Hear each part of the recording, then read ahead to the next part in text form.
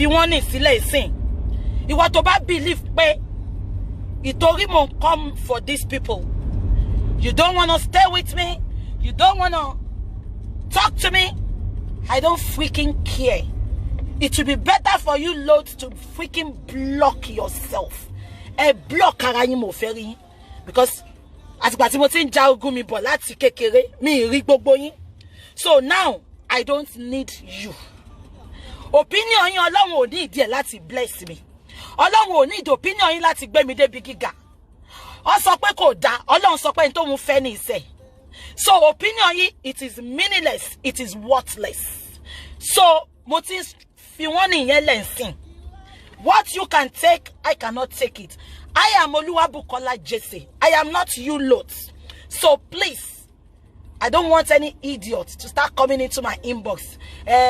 Ma bu won olórí burúkú ni gbogbo yín. Mo ti rí pé ara wọn ni ẹ kàn these guys ni. Now, èmi ò ní bú ẹni kankan láàárọ̀ iṣẹ́ ń gbọ́ mi. Mo kàn fẹ́ wá fún yín ní awareness ni. Ṣé mo pé oh President Ewe Nation wọ́n bust Akinwumi illiterate, the most local idiot on social media. Tó lóhun àgbà blogger. You can imagine. Ìrìnwó láàrin náà ta fi lọ bá gbogbo àwọn illiterate orí social media, you know. Ṣé bẹ́ẹ̀ pé àgbà blogger sọ pé àwọn set me up ni. Esa gorilla ayé ò ní dá. Olórí burúkú olóṣì. Àgbàyà. Orí jàtijàti. Ẹni àìjírí ẹni àìjíkò. Oh, discuss ipò gba 1,000. Ó gba 1,000 lọ́wọ́ Délé. Ó wá cover Délé back to back. Ìwọ wá sọ pé mo parọ́ mọ́. Ẹ sọ pé ẹ̀wọ̀n Akínwùmí sọ́dọ̀ tèmi láti wá. Ẹ jóná. Why are you people not getting something right? Gbogbo yín lẹ ti gbọ́ ìgbà tí mo announce pé mo need blogger. Tó bá mi blog Délé because one blog ex me. Now mo sanwó fún blogger one blog ẹ̀. Délé, Genesis, Esabod àti gbogbo àwọn ọmọ ẹ̀yìn ẹ̀. Ó wá ń turn story yẹn round. Wọ́n sọ pé àṣírí mi ti tú. Wọ́n sọ pé mo parọ́ mọ́ Genesis ni. Genesis ò ní dúró wò tán. Ṣókí gbogbo voice àwọn victims ẹ̀. Màá gbé jáde pẹ̀lú pictures wọn. Màá gbé sórí wall mi. Wàá wá sọ fún mi tó bá jẹ́ pé mo tún set àwọn yẹn náà. Bóyá tún set àwọn yẹn náà up pẹ̀lú mi ni. Ṣé rí ẹ̀yin èèyàn? You are very wicked. Ilé ayé burú gan. Ọmọ ìdámọ̀ burú ẹ jẹ́ kí n sọ fún yín. Tó bá jẹ́ pé lórí òótọ́ ẹnìkan ni máa kú sí. Tí mo dẹ̀ ní kú ìtorí Ọlọ́run wà lẹ́yìn mi. Tẹ́lẹ̀ mo sọ fẹ́dà lórí ọ̀rọ̀ Genesis ni. Because awareness la create. Awareness la create. I don't intend to be talking about him on and on like that. Because one no fẹ́ gbé mi lọ court mo dẹ̀ ń dúró de court tí yàrá ìyá ẹ̀ fẹ́ gbé mi lọ. Ṣọ́rọ̀ mi yé yín. But Genesis wá update àti olórí burúkú láìtì àbúrẹ̀ láìtì ayé ò ní da. Epo mi ata mi ló máa bí ẹ́. Àdàbí tó bá mọ̀ pé ẹ̀gbọ́n ẹ̀ ń ṣe nǹkan tí mo ní kó ṣe. Àdàbí tí wọn náà bá ń ṣe nǹkan tẹ́gbọ́n ẹ̀ ń ṣe. Ló fi lọ update tó sọ pé Ọlọ́run máa ń vindicate family yín. Ọlọ́run ti vindicate family yín. Ayé ìwà àtàwọn family ò ní da. Ikú oró ikú gbígbóná lẹ máa kú lórúkọ Jésù. Àdàbí tí bá kú ọmọ yín. Ṣùgbọ́n tí ń bá àwọn ogun ọ̀run, gbogbo àwọn tẹ́ ti fìyà jẹ, gbogbo àwọn victim tẹ́ lọ bá kọ́ dákẹ́, gbogbo àwọn tẹ́ parọ́ mọ́, gbogbo àwọn tí Genesis rape, tíyàwó ẹ̀ tún rán mi lọ sí wọn, gbogbo àwọn tẹ́ dupe, ẹlẹ́dàá wọn máa bí gbogbo yín lórúkọ Jésù. Inú ògùn ni mo wà yìí, àyàfi tó bá gbé pon parọ́ mọ́ Genesis, ṣùgbọ́n tí ìbá parọ́ mọ́ Genesis, kí Ọlọ́run dá láàrin èmi àti Genesis. Ẹ̀yin ń bò nǹkan tí ò ṣe é bò, Esabod, you are a wicked bastard. Olórí burúkú. Kò lè dùn mí fún ẹ. Ìgbà tó jẹ́ pé wọn náà ra candle 50p tó ń ta ní £50. Báwo lo ṣe ní máa support Genesis? Just let the people know that you collected 1,000. I paid Akinwumi and Genesis never sent Akinwumi to me. Ewe never put Akinwumi to come and take any word from me. Akinwumi ló dìdí wá bá mi. Gbogbo yín dẹ̀ mọ̀ pé Akinwumi dìdí wá bá mi. Akinwumi wá busted. Ẹ wá ń parọ́. Ẹ ń fi òótọ́, ẹ ń fi rọ́, ẹ fi ń cover òótọ́. Kò ṣe cover. Àfi tí n bá kú ni máa dákẹ́ fún yín. Mo ti sọ pé mo máa dákẹ́ tẹ́lẹ̀. Bọ́ mo wá ní dákẹ́ torí ẹ sọ pé mo ń parọ́ yẹn. Mo ò ní dákẹ́. Gbogbo point ni máa prove fún yín. Gbogbo àwọn victim. Ẹ má bínú gbogbo yín victim tẹ́ wá bá mi. Gbogbo photo gbogbo yín. Ó máa lọ sórí voice note láàárọ̀ yìí. Mo máa fi ṣe fídíò. Máa gbé sórí wall mi. Wọ́n máa pín kiri. wọ́n máa jù kiri. Ẹ wá sọ fún mi bí yèmi ni mo tún gbé àwọn victim yẹn jáde, bí yèmi ni mo tún sanwó fún àwọn victim yẹn.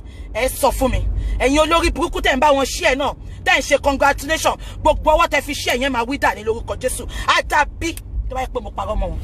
Gbogbo ẹ̀yin tẹ́ ń gbé congratulation, tẹ́ sọ pé Genesis ó ti wà Ọlọ́run ti vindicate ẹ̀. Irọ́ wo ni mo pa, ẹ sọ fún mi.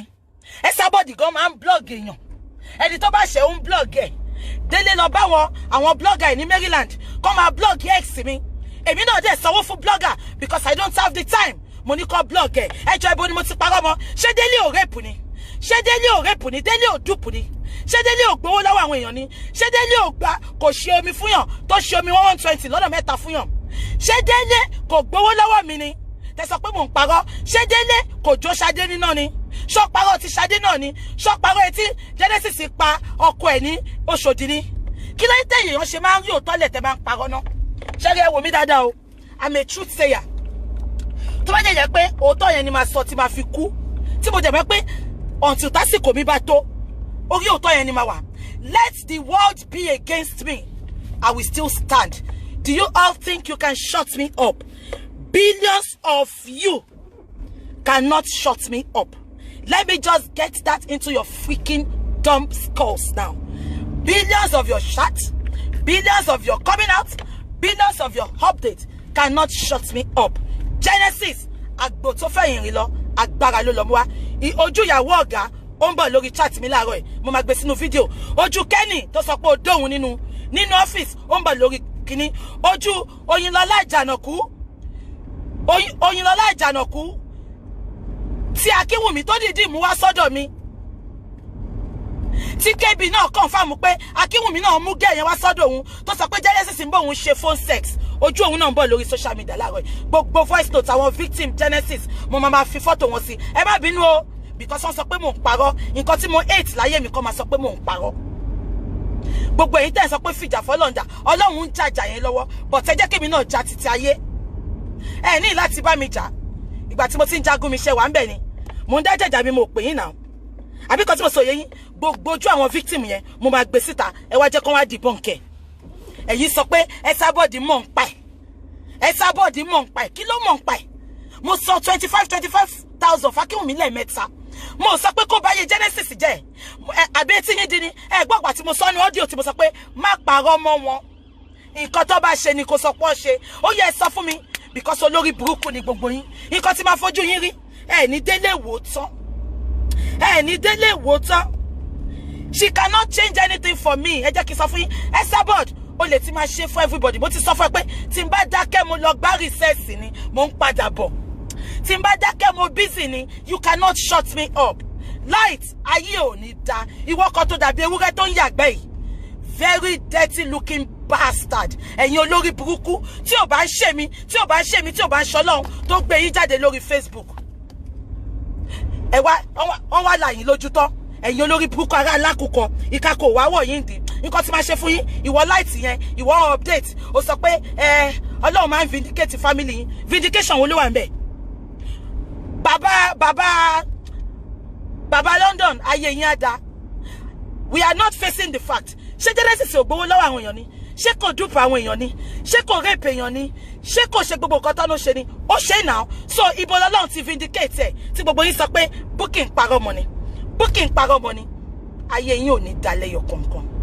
Tí n bá parọ́ mọ́ kí Ọlọ́run aládé òní kó fìyà jẹ mí. Ṣùgbọ́n tí n bá parọ́ mọ́ kò sí bí wọ́n ṣe lè lọ tó lógún ọdún. Òtítọ́ máa fara wọn lọ́jọ́ kan ni. Genesis, you cannot escape it. I want you to know that nobody can mock God. Kò síbi tó lè sá lọ. Ṣèbẹ́ sábà sọ pé o ti pè wọn, o dúpẹ́ lọ́wọ́ wọn. O dúpẹ́ lọ́wọ́ ẹ̀ pé o ṣe tó fẹ́ pa mí lẹ́nu mọ́, but o ti ṣe mistake. That is the mistake you all are making. Ọ̀gá ayé ìwà. Lọ gbé gbogbo àwọn tó ń sọ̀rọ̀ wá. Ṣọmọ ẹgbẹ́ sọ pé ó fẹ́ gbé mi lọ court. Wàláì, máa gbé ojú everybody sísìn. Ẹni tó bá fẹ́ gbé mi lọ court kó jẹ́ ká nìṣó mẹ́. Ẹnì ṣọ́bẹ̀ tẹ́lẹ̀ mo ń sọ federal mo ń tábà justice with mercy ni nǹkan tí máa fojú yín rí gbogbo victim pátá ni máa gbójú wọn sí. Mi ìkọ́ pé ìyàwó ilé wà nù yín mi ìkọ́ pé single wà nù yín máa gbé ojú gbogbo yín sí tó máa kọ orúkọ yín sórí ojú yín báyìí ni. Ẹ sọ pé mi ń parọ́. I'm gonna expose all of them. I will expose all of them, my dear sister. I will expose all of them. Kẹ́tù wá sọ fún mi voice note tí máa gbé sílẹ̀ ní mo fẹ́ kẹ́ wá sọ fún mi pé mo tún parọ́ náà ni.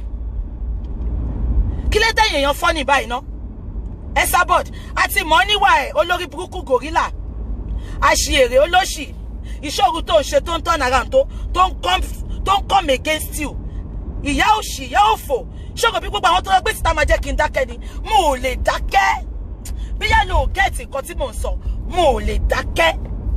Ẹ̀sà gorilla, ẹ̀sà monkey, ẹ̀sà yínà. Kò lè dùn mí fún ẹ.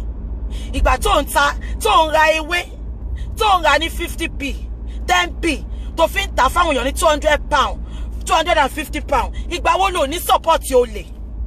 Sórí gbogbo fídíò bí tó ti kọ́kọ́ bú Genesis rí, tó ti sọ pé lóòótọ́ ló sọ pa Genesis, tó ti sọ pé ó lè ní Genesis, gbogbo ẹ̀ ní máa bá ẹjọ́ gbogbo ẹ̀yin tẹ́ bá ní àwọn fídíò yẹn, ẹ bá mi ẹ bá dẹ̀ lè crop ẹ̀, ẹ send fídíò yẹn sí mi, èmi ní cropper, mo ní cropper tó máa bá mi gé fídíò, ṣọ́tírí tí yóò bá lówó ló lè ran owó ńṣẹ́, èmi á sọ fún ẹ pé mo ní owó, màá ran owó ńṣẹ́.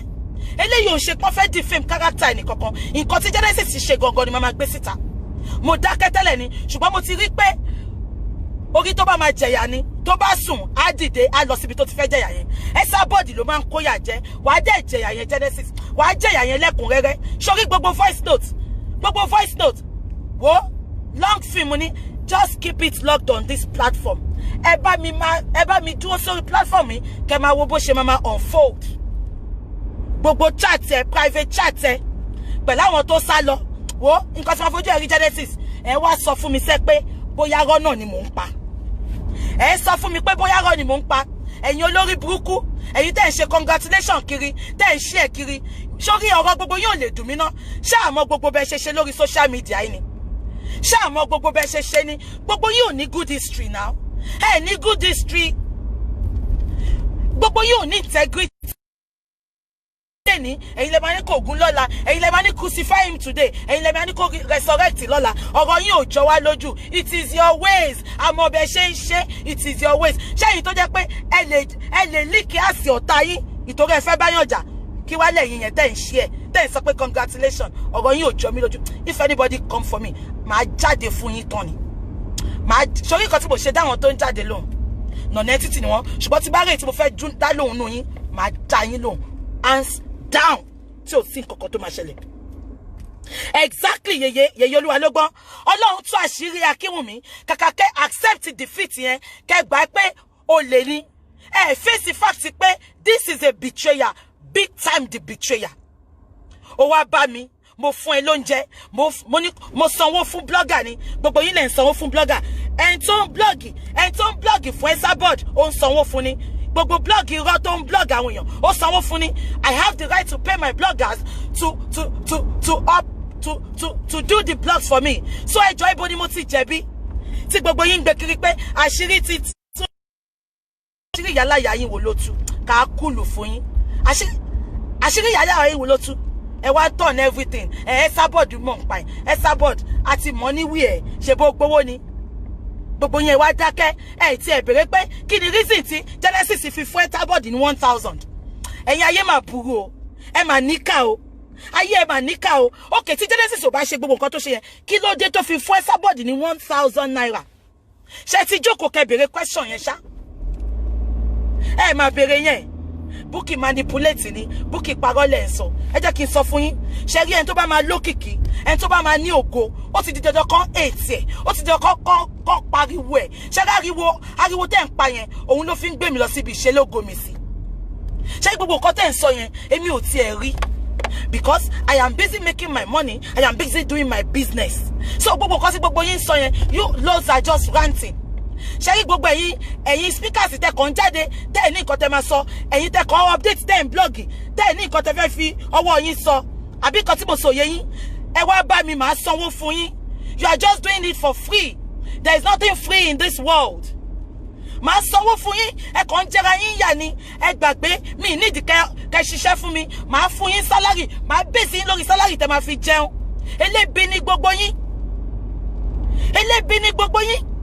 Ṣé ìyá ọmọ ọ̀dọ̀ ya lọ́kà tó ń ṣe ṣé ìyá mo fẹ́ dá lóhùn àbí èyí tó ń take ní Germany, ẹni tó ti jókòó tó ń ṣake tó ń take ike omi, Èkó ni mo ti mọ̀ pọ́n take omi tó ń ṣake omi ní Germany tó ń take omi, ṣé ìyẹn ni mo fẹ́ dá lóhùn? I don't have time.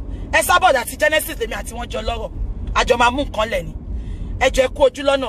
I'm gonna go off this line now ṣọ́rọ̀ mi yé yín because mo ń lọ bí iṣẹ́ but ẹ keep it logged ma update videos consing ma gbé video sí ó yí pọ̀ gidi gan ma gbé sí once in a day ni ṣé ti gbọ́ ma gbé kan so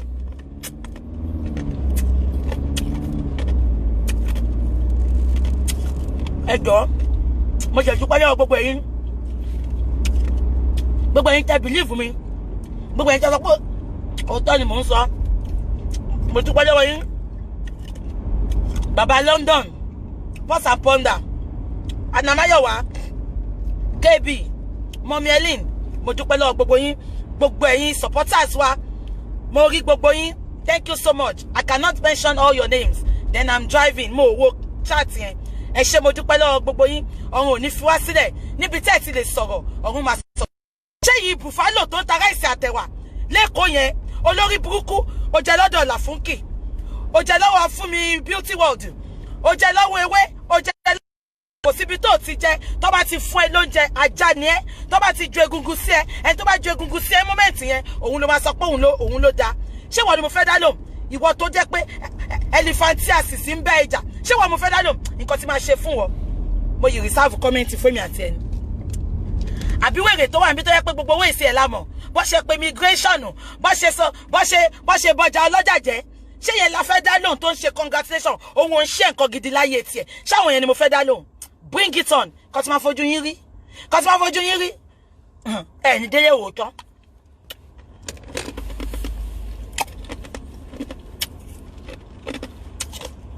Exactly. Kini ni mo ń jẹ má dá mi lóhùn. Kini ni mo ń jẹ ice ẹ má bínú. I'm addicted to ice. Ice mo tún jẹ láàárọ̀ kùtùkùtù yẹ má bínú. Mo tún addicted sí.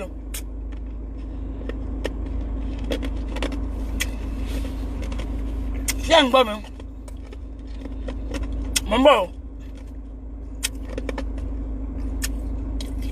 Elephantiasis sọ̀rọ̀ èyí tó ń tara ìṣàtẹ̀wá yẹn sọ̀rọ̀ ẹ̀jọ̀ yín lójú ni ẹni tó fún ẹ nílé tó ń gbé gan òbu dábàá lè ò lè bú ẹ̀yin ọmọ àlè ẹ̀yin ọmọ àdánù ẹ̀yin tó fowó tọ́ ẹ̀yin tẹ́ ìṣiṣẹ́ owó rí láyé yín báwo ló jẹ́ pé àwọn èèyàn máa ìlágùn wọn wọ́n fi bò yín láṣìírí níjọ́ tẹ́ ń lack àwọn gan-an máa wá kọjú sílẹ̀ máa bú ṣẹ́yìn ni mo fẹ́ dá lóhùn mi ní time fún yín ìyá yín ẹ̀sà monkey ẹ̀sà olè jẹnẹrẹ́pù kí ló dé tó fi fún Esabod ní 1000 bọ́tà kẹjẹ́ ká discuss yẹn ẹ jẹ́ ká ṣe chat lórí yẹn Esabod ó gba 1000 náà àbí gbogbo yẹn jẹ́ kí n rán yín létí ṣé rántí pé ìgbà tí wàhálà yẹn ṣẹlẹ̀ Esabod update ó sọ pé ẹni tó bá kọ́kọ́ gbé owó wá fóun ó lẹ́ni ẹ̀ lòun máa dá lóhùn ó ní tó bá yẹ pé Bukky Jesse ló kọ́kọ́ fóun lówó òun máa support ẹ̀ ó ní tó bá yẹ pé Generate ló kọ́kọ́ fóun lówó òun máa support ẹ̀ the second day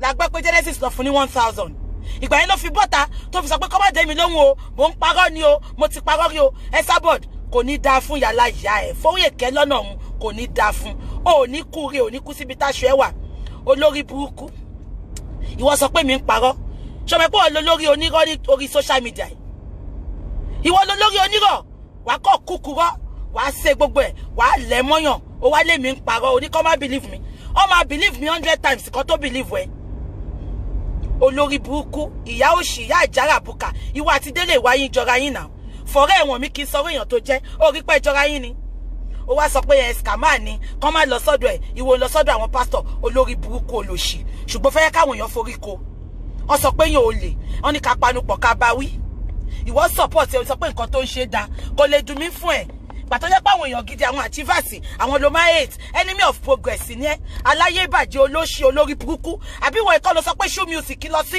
ó lọ sí ṣọ́ọ̀ṣì Genesis tó wá sọ gbogbo àṣírí Genesis lórí social media ó rántí yẹn ni ẹ̀yin olórí burúkú tó yẹ pé integrity yín ẹ ti sọnù ẹ ti jẹ́ dodo ẹ lè sọ dodo integrity yín ẹ ti ta birthright yín ẹ lè sọ tọ̀rọ̀ olórí burúkú àwọn wítọ́ àṣírí sọ pé òun true sayer Esabod ìbò ló ti jẹ́ true sayer. You are a stupid manipulator, liar, idiot. gbogbo ìkọ̀tì gbogbo àlè ìbáfà ètò orí social media ara ẹ ló wà. Olórí burúkú ó níyàn jalè èèyàn rèpò èèyàn ṣe gbogbo nǹkan ìwọ wá gbowó lọ́wọ́ ẹ̀ ó wá ń cover ẹ̀ ṣé kò bẹ́ẹ̀ lè cover nǹkan tọ́lọ́run ò cover ni nǹkan tọ́lọ́run ò bò kò sẹ́ni tó lè bò. Genesis tó bá ṣe ń try hard láti bò anything bẹ́ẹ̀ láṣírí ẹ̀ máa tú sí bẹ́ẹ̀ láṣírí ẹ̀ máa tú àṣírí ẹ̀ ò ní bò lórúkọ Jésù àdàbí tó bá yẹ pé mo parọ́ mọ́ ẹ gbogbo àwọn orígun mẹ́rin àgbáyé wọ́n máa dìde tiẹ̀ ni tó bá ní òmùgún ṣe àní mo ti fẹ́ kí wà tẹ́sàbọ̀d ẹ jẹ́ kí n sùn kí n má jí ẹ jẹ́ kí n tiẹ̀ sùn kí n má lálàá. Yé fóònù mi ti dàbọ̀ ẹ hold on mo ń bọ̀.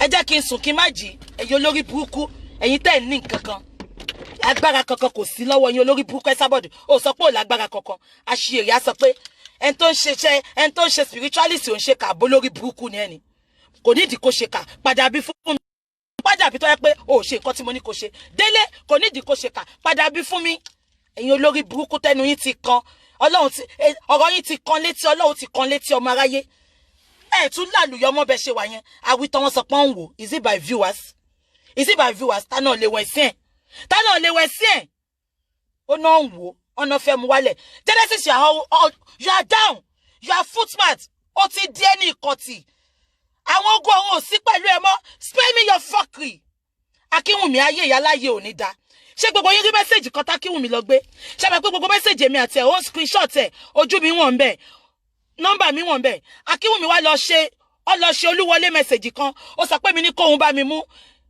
platform Genesis wálẹ̀ Akínwùmí ó ṣe gbé ojú mi sí níbi tí mo ti sọ you are just using lies to cover the truth kò dẹ̀ lè possible ṣé gbogbo yín rí mẹ́sẹ̀jì yẹn wọ́n lọ gbé mẹ́sẹ̀jì yẹn wọ́n sọ pé Akínwùmí lè mi bóun chat but kò gbójú mi sí kò gbójú tiẹ̀ náà sí ó kọ̀kọ́ pé uncle I want you to get me an IT technician to bring Genesis page down ṣé tí nǹkan tí gbogbo yín ò mọ̀ nípa mi ó dàbí ẹ̀kọ́ ń tẹ̀lé mi ní ẹ̀mọ̀ mi tí n bá ṣe nǹkan aṣàjẹmàṣẹ́ ni mí ẹsẹ̀kẹsẹ̀ mo máa sọ pé mo ṣe kò sí nǹkan tẹ́ lè ṣe fún mi. Akínwùmí wá ètò ṣe yọ ojú fọ́tò yẹn ó ṣe screenshot pé ojú mi wà ń bẹ́ẹ̀ gbà tí mo bẹ́ẹ̀ sọ ó wá yọ ojú yẹn ṣòro báwọn tí ewédú wà lórí wọn ṣòro báwọn lè ń bá sọ̀rọ̀ lórí social media ni that message has been edited ó yọ page ó lọ kọ́ fúnra ẹ send message síra yín ẹ wá gé orúkọ yẹn gé fọ́tò ó wá sọ pé mi ni mo send ẹsẹ̀ ṣókí kò sí nǹkan tẹ́ lè ṣe ṣé gbogbo àwọn tẹ́ ń sọ̀rọ̀ fún wọn ń ṣọlọ́run wọn ò lè dá orí Ọlọ́run dúró nú ayé mi wọn ò lè dá nǹkan kan dúró nú ayé mi ẹ bá àparọ́ dọ̀la tí wọ́n bá lọ lógún ọdún òtítọ́ afárá wọn àbí kan tí mo sọ yẹ yín tí wọ́n bá lọ lógún ọdún òtítọ́ afárá wọn you cannot cover your shame and lies with the truth àbí kò yẹ yín ó wá lọ edit chat ó sọ pé mi sọ pé kọ́ mú page Genesis wálẹ̀ ibo mo ti bẹ́ẹ̀ sọ ìwọ ò ṣe screenshot ojú mi ìpè mi ni mo sọ wáyé tó ò ṣe gbé fọ́tò mi àti nọ́mbà mi sí ṣebí gbogbo screenshot tó ń gbé síta ṣebí àjọ ń gbé sí ni ṣebí ò ń gbójú mi sí àbí ṣebí ò ń gbójú mi sí wáyé tó ò ṣe gbójú mi sí yẹn wáyé tó ò ṣe gbójú mi sí yẹn àdíkà ní Akínwùmí ó máa tọrọ jẹ kú láyé ẹ ni ìwọ ni number one bẹ́gí lórí social media olórí burúkú ó ní all protocols of dab ẹ̀yin wèrè protocols náà dà ṣẹ́yìn ghost ẹ̀yin olórí burúkú ẹ̀yin alákìísà ẹ̀yin tálákà mania ẹ̀yin bẹ́gí with style online ṣẹ́yìn ni protocol.